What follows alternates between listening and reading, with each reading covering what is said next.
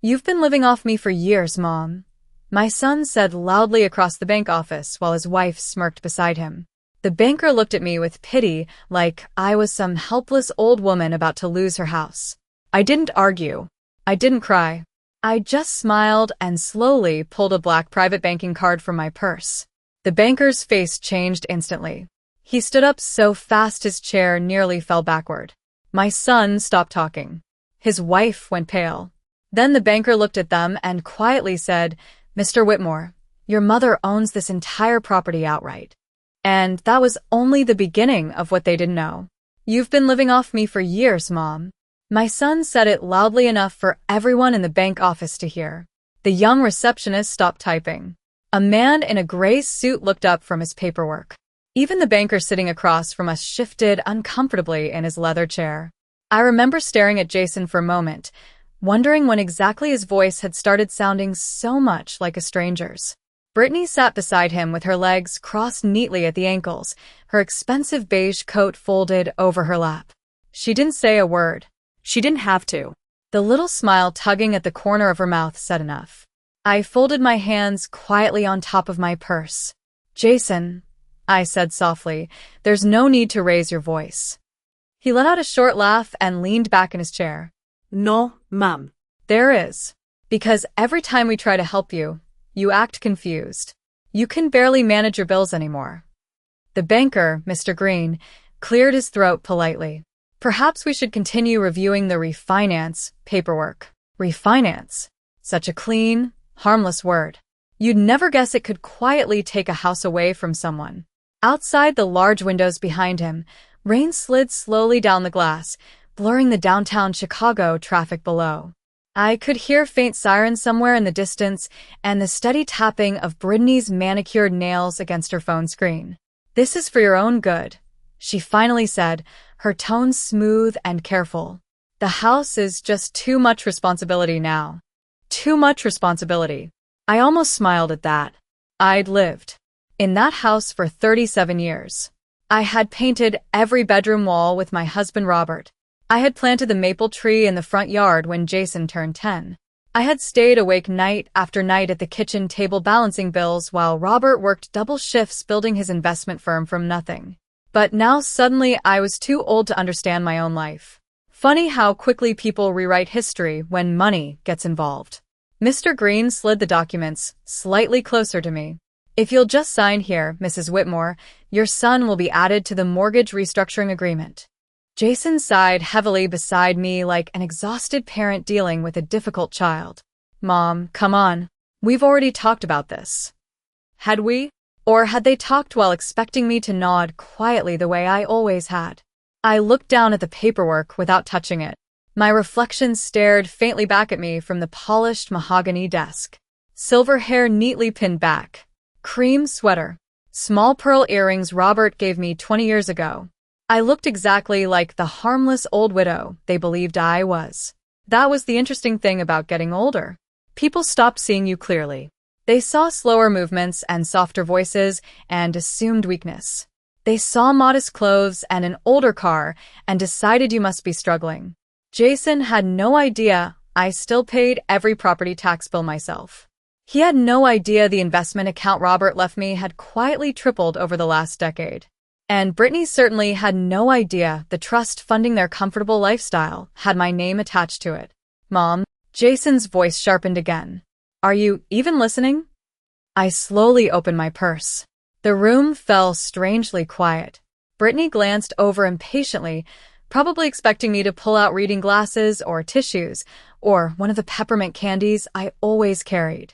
Instead, my fingers closed around a slim black card hidden inside a side pocket. I placed it gently on the desk in front of Mr. Green. His eyes dropped to the card, then immediately widened. He looked back at me differently after that. Not with pity.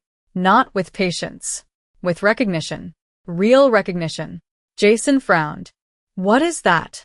Mr. Green sat up straighter in his chair. The color in his face changed slightly.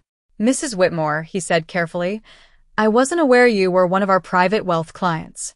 Brittany stopped tapping her nails. Jason blinked at me slowly. And for the first time that afternoon, Nobody in the room treated me like a burden anymore. Jason stared at me across the banker's desk as though he had never seen me before. In a way, I suppose he had not. Children grow up believing they know their parents completely. Then one day they realize there were entire rooms in their parents' lives they were never invited into. Mr. Green carefully picked up the black card with both hands, almost respectfully, before looking back at his computer screen. The atmosphere in the office had shifted so quickly it felt almost physical. Brittany straightened in her chair beside Jason, her expression tightening around the edges. She was trying very hard to stay composed. That woman had spent 15 years mastering appearances. Perfect smile, perfect hair, perfect little comments delivered in the sweetest voice imaginable. She knew exactly how to sound concerned while quietly humiliating someone. There must be some confusion, Jason finally said with an awkward laugh. My mother does not have private wealth accounts. Mr. Green looked uncomfortable now, though not because of me. Actually, sir, he replied carefully, Mrs. Whitmore has been one of our most valued clients for quite some time. Valued. It was interesting hearing that word after years of being treated like an obligation. I folded my hands calmly in my lap while Jason's face slowly lost color. Brittany glanced toward me quickly before looking away again. Her eyes had changed. The confidence was gone now, replaced by calculation. I knew that look well. She was already trying to understand how much I knew and how much I had allowed them to believe. The truth was I had allowed quite a lot. After Robert died 6 years earlier, I stopped correcting people about money. It was easier that way. Easier to let neighbors think I was simply an older widow living quietly off savings. Easier to let Jason believe his occasional dinners and holiday gifts somehow made him generous. Easier to ignore the little remarks Brittany slipped into conversations like needles hidden in silk. It must be hard managing such a large house alone. Retirement cannot be easy these days. Thank goodness Jason helps you so much. At first, I thought she was only insensitive. Then slowly, I realized she was building a story. A very careful story where they were the rescuers and I was the burden. The strange thing about lies repeated often enough is that people begin performing them even when nobody asks. Jason started insisting on paying restaurant checks loudly in front of waiters. Brittany began talking about my fixed income at family dinners. One Christmas, she handed me a grocery store gift card in front of everyone and said, "We know things are tighter for you these days." I remember sitting there holding the envelope while my granddaughter Emma smiled proudly beside the tree, completely unaware her grandmother had paid for the entire family vacation to Aspen just 3 months earlier. I never said anything. Robert used to tell me silence reveals people faster than confrontation ever could. He was right. After 42 years of marriage, my husband understood human nature better than anyone I have ever known. He built his investment company from a rented office, no larger than a walk-in closet. By the time he passed away at 72, he had accumulated more wealth than Jason ever realized. But Robert had grown up poor during the winter strikes in Milwaukee. He never trusted flashy people. Money changes how people look at you, he once told me while we sat on the back porch during a thunderstorm years ago. The safest fortune is the one nobody notices. After his funeral, I found detailed instructions inside a leather portfolio in his office. Trust documents, investment summaries, property deeds, accounts spread quietly across several states. Everything carefully structured in my name. I remember sitting alone in his study with rain tapping softly against the windows while the grandfather clock ticked behind me. I cried harder that night than I had at the funeral itself. Not because of the money, because even then, Robert had still been protecting me. Mr. Green cleared his throat softly, pulling me back to the present. Mrs. Whitmore, he said gently, perhaps we should discuss your accounts privately. Jason looked stunned. Brittany looked frightened. And for the first time in years, neither of them interrupted me when I spoke.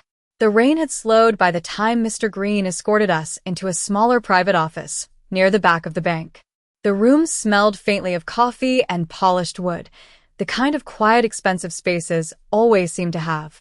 Jason walked beside me stiffly, his jaw tight enough to make the muscles twitch beneath his skin. Brittany stayed unusually silent. That alone told me she was nervous. Normally, she filled silence quickly. Compliments. Questions. Little polished comments meant to control the direction of every conversation. But now she sat carefully beside my son with both hands folded in her lap, watching everything. Mr. Green closed the door softly behind us before taking his seat. Mrs. Whitmore, he began carefully, would you prefer to continue this discussion privately? Jason immediately leaned forward.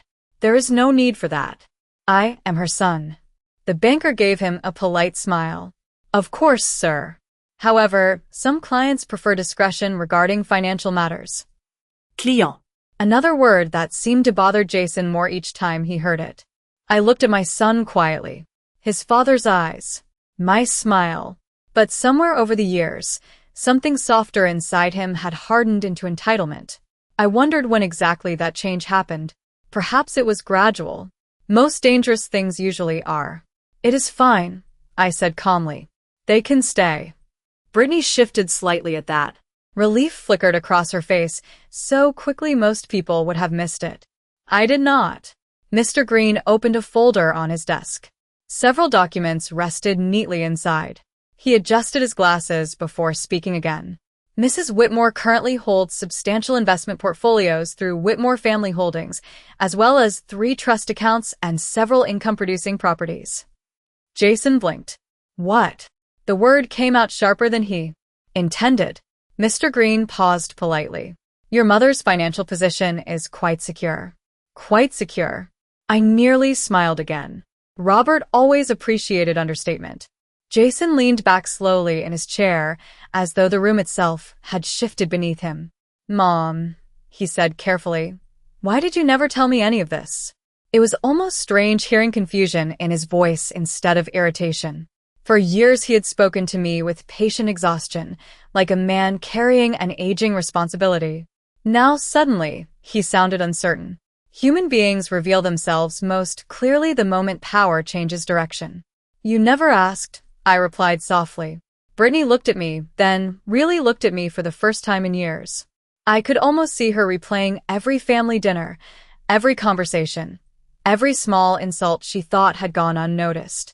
There has to be some mistake, she said quickly. Jason has been helping with expenses for years. Mr. Green glanced down at the paperwork briefly. Actually, Mrs. Whitmore has consistently covered all property taxes, maintenance costs, and utility payments associated with her residence. Silence filled the room after that. Heavy silence. Jason turned slowly toward his wife.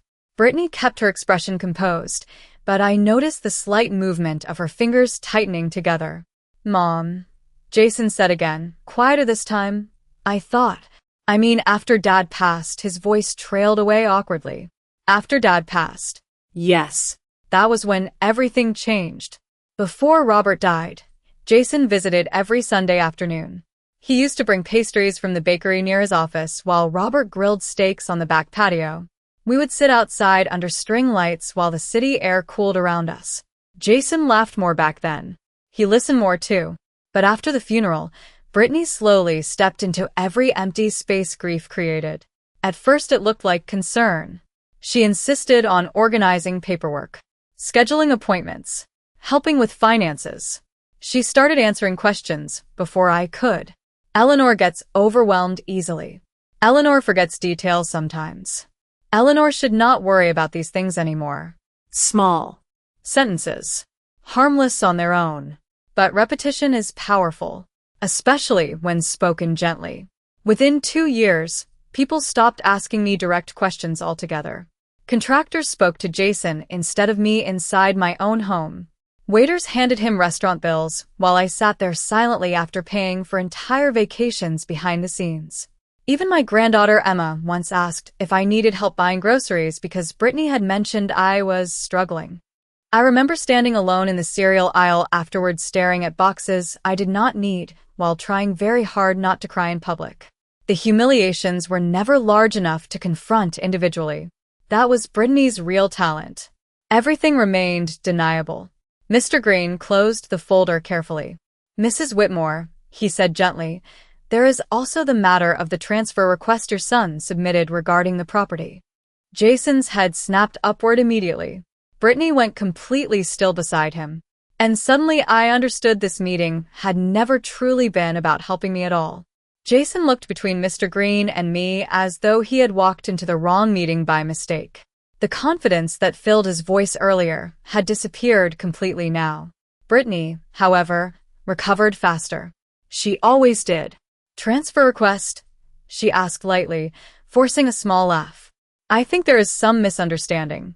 We were only trying to help Eleanor organize things." Organize things. Such harmless words again. I sat quietly beside them and watched the performance continue. Robert used to call people like Brittany velvet knives. Soft to the touch. Sharp underneath. Mr. Green adjusted the papers in front of him carefully. The submitted request included partial ownership transfer authorization for the Whitmore residence.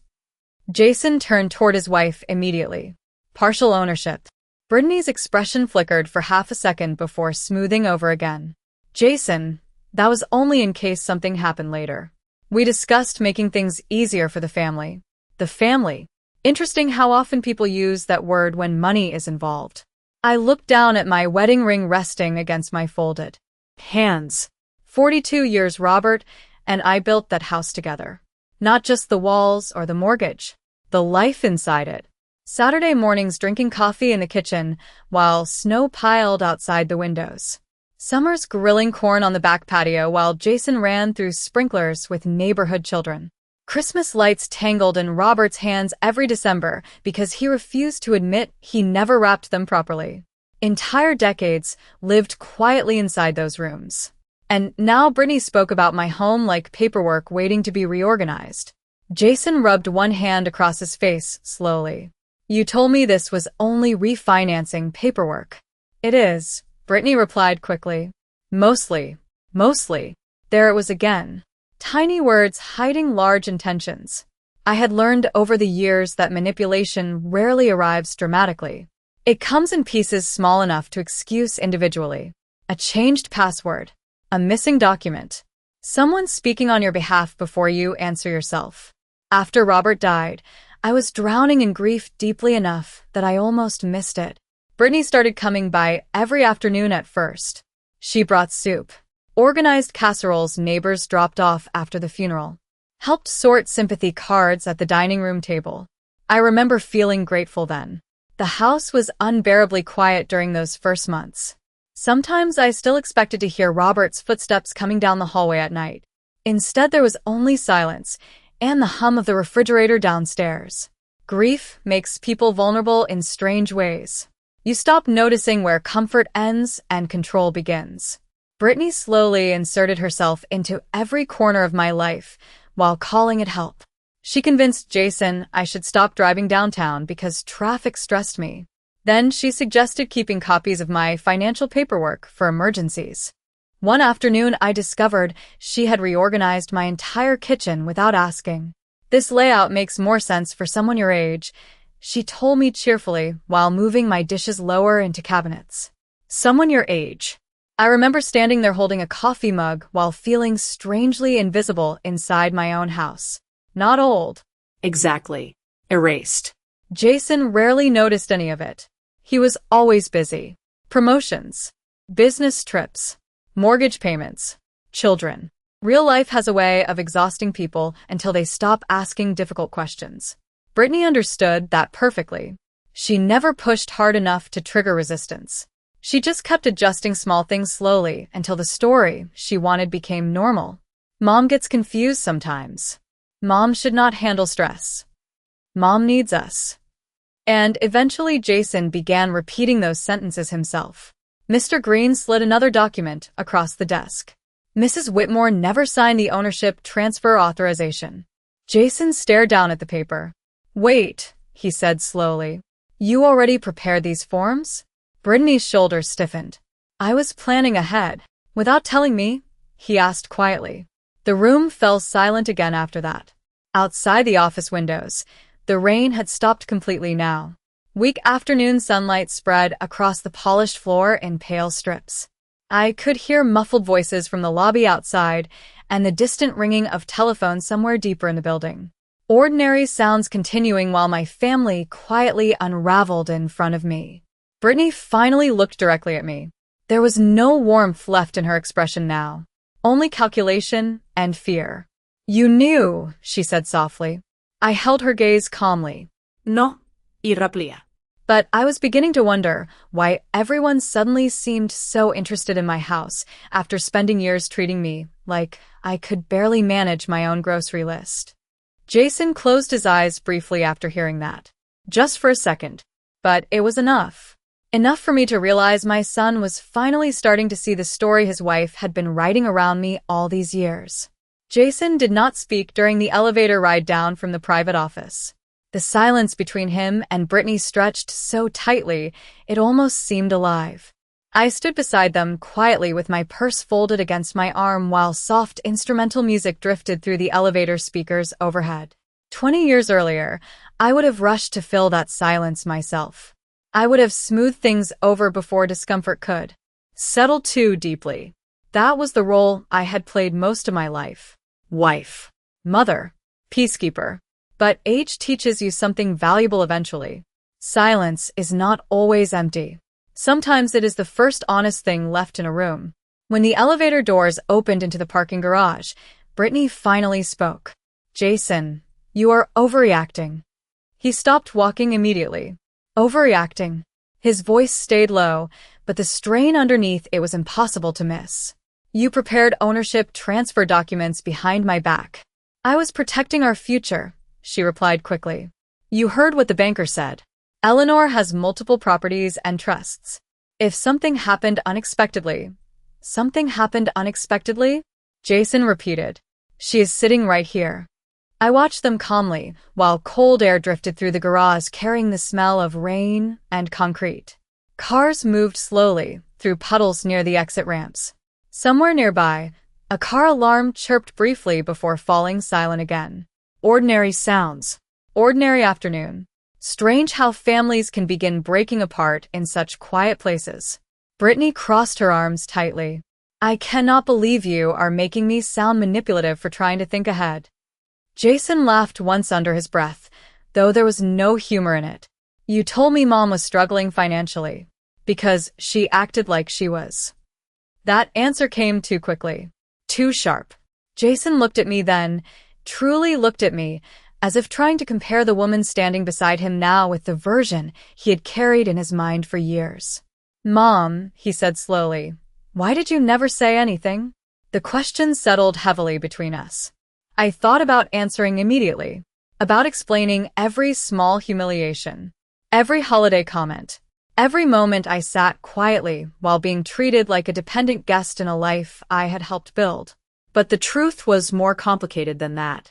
"Because you stopped listening long before I stopped speaking," I said softly. Jason flinched slightly at those words. Only slightly, but enough. Brittany shook her head immediately. "That is not fair." Fair. Another interesting word. Fair would have been asking before. Reorganizing my life. Fair would have been speaking to me directly instead of around me. Fair would have been remembering that growing older does not make someone invisible. But I no longer had energy for arguments that would only circle endlessly around wounded pride and rewritten history. We reached our cars near the far end of the garage. Jason unlocked his dark blue SUV automatically, though he still seemed distracted. Brittany opened the passenger door harder than necessary before stopping suddenly. "Wait," she said, turning back toward me. "How much are we even talking about?" There it was. Finally. Not concern. Not embarrassment.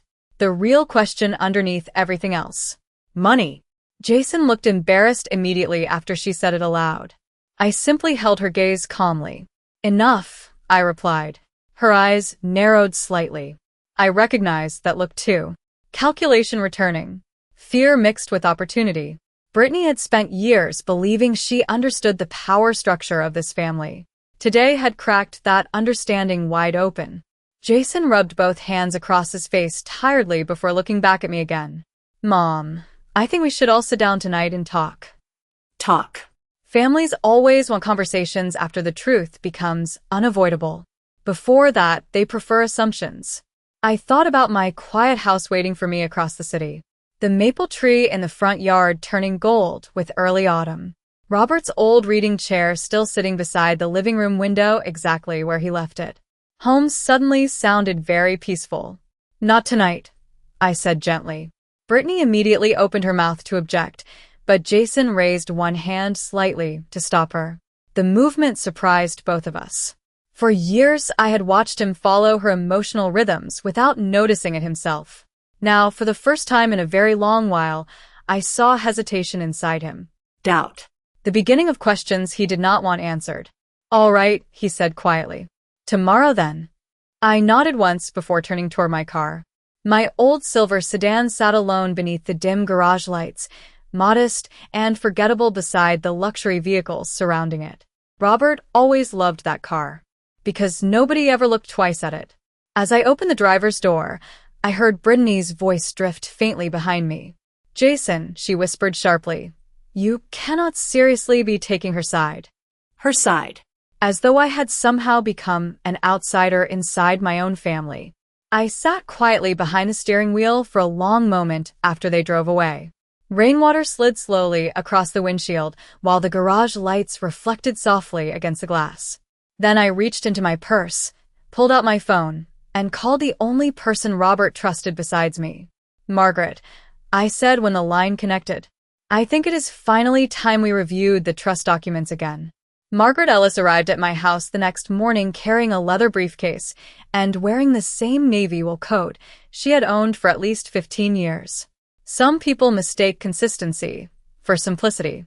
Robert never did. That was why he trusted her. Margaret stepped inside quietly while cool October air drifted through the open doorway behind her.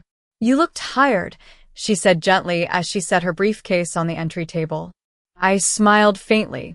That is because I spent half the night realizing my son nearly helped transfer ownership of my house without fully understanding what he was signing. Margaret removed her gloves carefully. Robert always worried something like this might happen eventually. Hearing his name still created that familiar ache somewhere deep inside my chest. Grief changes over time, but it never truly leaves. It simply grows quieter, like an old song playing faintly in another room. I led Margaret into the kitchen where morning light spilled softly across the hardwood floors. The coffee pot was still warm. Outside the back windows, the maple tree Robert planted with Jason had almost fully turned gold now. Leaves scattered across the lawn in bright patches while wind moved gently through the branches. For a moment, everything looked peaceful again. That was the strange thing about betrayal. The world itself rarely changes around it. Only your understanding of people does. Margaret sat across from me at the kitchen table while carefully removing documents from her briefcase. Thick. Folders. Trust agreements. Property records. Financial statements. Entire sections of my life Jason had never seen. I reviewed the transfer request last night after your call, she said calmly. The paperwork itself was incomplete, but the intent was very clear. I wrapped both hands around my coffee mug slowly. Do you think Brittany planned this from the beginning? Margaret considered the question carefully before answering. No. I think she discovered over time that your son trusted her judgment more than his own. That answer hurt because it felt true. Jason had not become cruel overnight. He had simply stopped questioning the version of me someone else kept presenting to him. There is a difference. A painful one. Margaret opened one of the folders and slid several pages toward me. Robert created additional protections after the Aspen incident. I looked up sharply. He knew about that? Of course he did. My throat tightened unexpectedly. 3 years before Robert passed away, Brittany convinced Jason we should all take a family ski trip to Aspen for Christmas. Beautiful cabin. Expensive restaurants. Designer winter clothes I knew they could not comfortably afford at the time. On the third evening, Brittany drank too much wine during dinner and casually joked to another couple that it was fortunate Eleanor still had Robert's money because retirement homes are not cheap these days. Everyone laughed awkwardly except Robert. I remember the exact expression on his face afterward. Not anger. Disappointment. Cold disappointment. Later that night, he stood alone outside on the cabin deck while snow fell silently around him. Did I do something wrong? I asked quietly after joining him. Robert looked out across the mountains for a long time before answering. No, he said softly. But I think we may have spent too many years protecting Jason from consequences. I did not fully understand what he meant then. I understood now. Margaret continued reviewing the documents while I sat quietly remembering details I had ignored for years. Brittany encouraging Jason to upgrade houses twice in 5 years. Brittany insisting private schools were necessary despite tuition. Costs. Brittany buying things that looked successful instead of building actual security. Somewhere along the way, my son began confusing appearance with stability. There is something else you should know, Margaret said carefully. I looked back at her immediately. Jason and Brittany submitted inquiries regarding several trust structures over the last 18 months. A strange heaviness settled into my stomach. Inquiries? Margaret nodded once. They could not access anything directly, but someone was clearly trying to estimate future distributions and inheritance projections. Inheritance. There it was. The quiet shadow standing behind every conversation all along. I stared down at my wedding ring resting against the coffee mug handle. Robert had once told me that wealth reveals character faster than hardship ever does. Hardship usually pulls families together. Anticipated money often pulls them apart. The kitchen suddenly felt colder somehow despite the sunlight still warming the windows. What happens now? I asked quietly. Margaret closed the folder in front of her with deliberate calm. Now, she said softly, you decide whether your family sees you as a person or simply as an estate waiting to be divided. Before I could answer, my phone vibrated against the kitchen table. Jason's name appeared across the screen. I stared at it for several seconds while it continued ringing. Then Margaret looked at me gently and asked the question I had been avoiding since yesterday afternoon. Eleanor, she said, when was the last time your son visited this house without wanting something? Jason called 3 more times that afternoon. I let every call go to voicemail. Not because I wanted revenge, and not because I enjoyed hearing the uncertainty growing in his voice with each message. I simply needed silence long enough to think clearly again. Real silence. Not the strained quiet that exists inside families pretending everything is fine. Margaret stayed for another hour while we reviewed trust structures and property records spread across the dining room table. By the time she finally left, the sun had begun lowering behind the trees outside, covering the house in soft amber light. I walked her to the front door slowly. You are handling this better than most people would, she said gently before leaving. I almost laughed at that. People mistake calmness for lack of pain all the time. The truth is, some wounds become so deep they stop looking dramatic from the outside. After she drove away, the house fell quiet again. I wandered slowly through the downstairs rooms, turning on lamps one by one the way Robert used to during autumn evenings. The living room still smelled faintly of cedar from the old bookshelves he built himself nearly 20 years earlier. His reading glasses remained folded neatly beside the chair near the fireplace even now. I never moved them. Some absences become too large to organize away. I paused beside the hallway mirror on my way to the kitchen and caught sight of myself there. Silver hair pinned back loosely. Thin cream sweater. Slippers instead of shoes. I looked exactly like the harmless widow Brittany had spent years describing to people. Fragile. Lonely. Financially dependent. The image almost amused me now. My phone buzzed again against the kitchen counter. Another voicemail notification from Jason. I pressed play this time while standing at the sink. Mom, he said, sounding exhausted, I think we need to clear some things up. Brittany says there are misunderstandings about the paperwork. Just call me back when you can. Misunderstandings. That word had become their favorite shield. Funny how manipulation always sounds softer after exposure. I set the phone down without responding and stared out the kitchen window instead. Across the backyard, fallen leaves moved gently across the grass beneath the porch light. Somewhere nearby, a dog barked once before the neighborhood settled quiet again. For years I had blamed myself for the growing distance between Jason and me.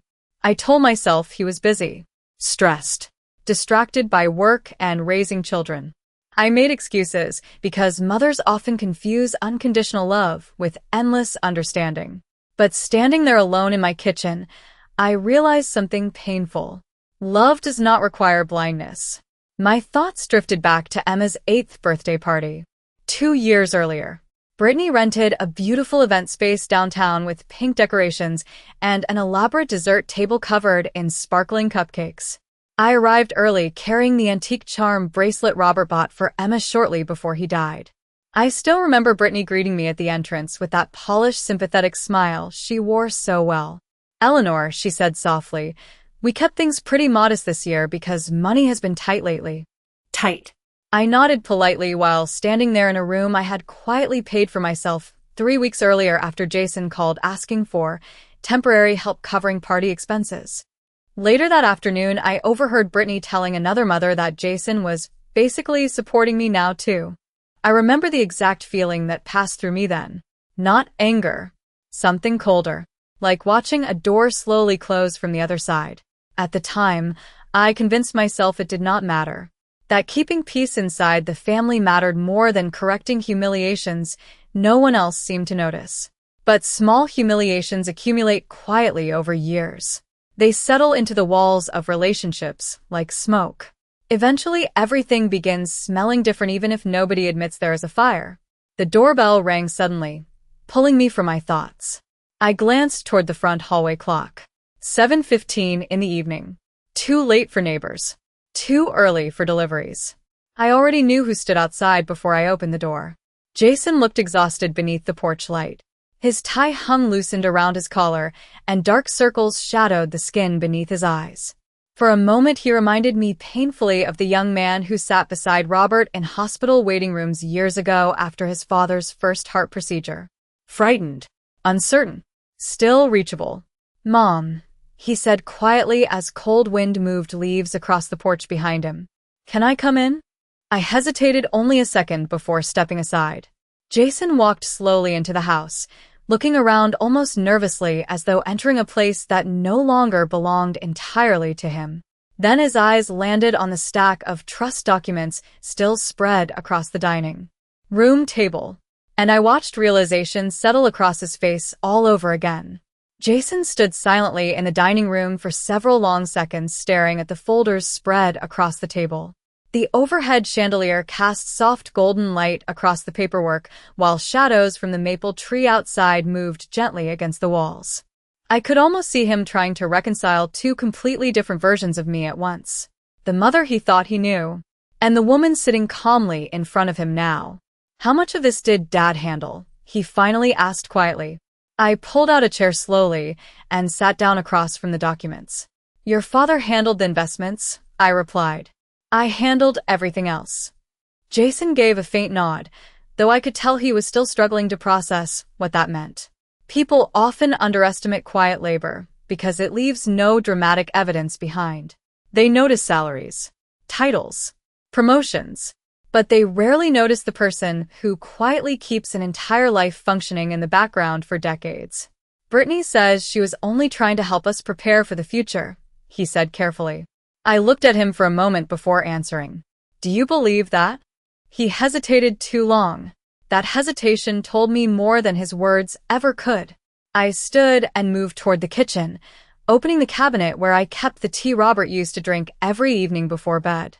Chamomile. The smell still reminded me of winter nights and financial newspapers spread across the kitchen table while he circled numbers with a fountain pen. "Do you remember your sophomore year at Northwestern?" I asked while filling the kettle with water.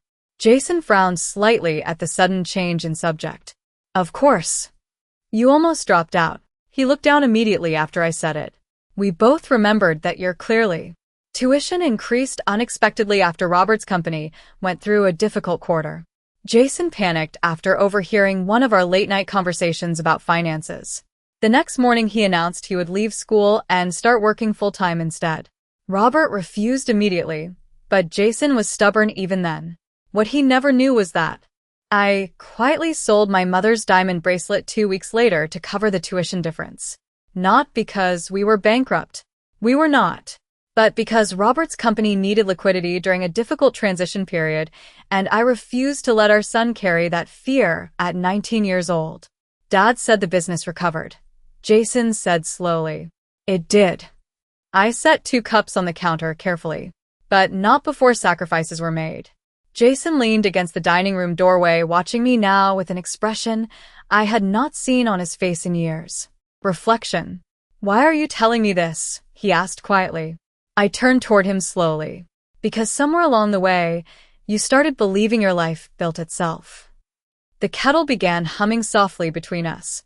Outside, wind rattled dry leaves against the back porch steps.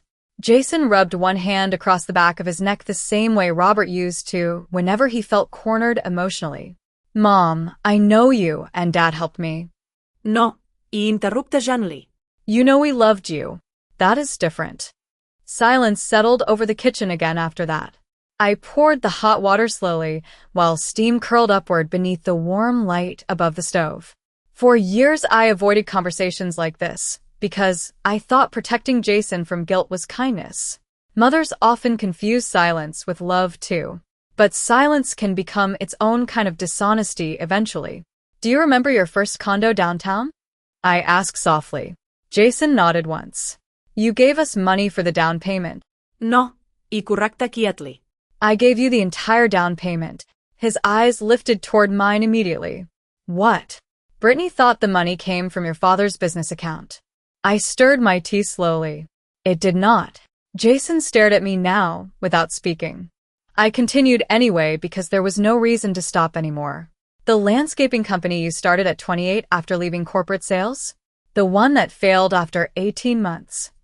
His expression tightened. "Mom, the debt collectors stopped calling because I paid them." The room grew completely still after that. I watched realization spread slowly across his face like dawn breaking. Reluctantly, over dark water. Not dramatic. Not explosive. Just undeniable. "Why would Dad never tell me any of this?" he whispered finally. I smiled faintly into my teacup. "Because your father believed helping someone quietly preserves their dignity."